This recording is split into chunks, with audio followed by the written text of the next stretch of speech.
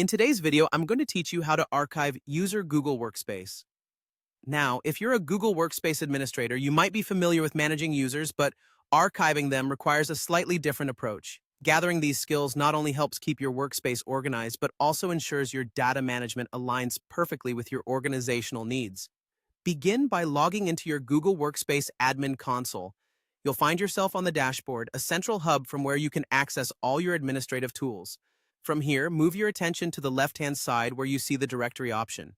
Clicking on this will reveal another menu, and among the options listed, you'll want to select Users.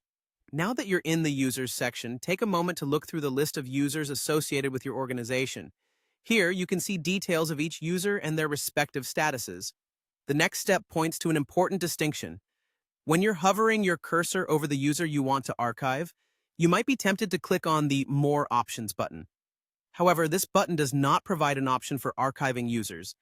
Instead, it offers a delete option. This is crucial to note because if you choose this option, you're not archiving, but preparing to delete the user.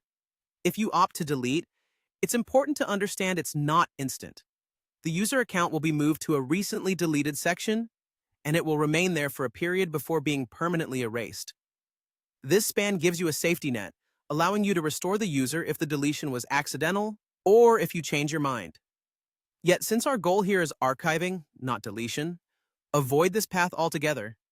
Therefore, when considering how to archive rather than delete a user, it's key to adopt an alternative strategy than simply pressing the More Options and Delete button. Instead, consider maintaining their roles, but altering their privileges to reflect their archived status.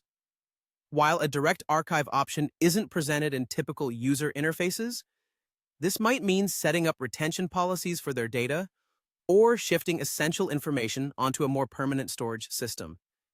These actions ensure a seamless continuation of operations, meaning no critical data is lost, and your workspace remains clutter-free.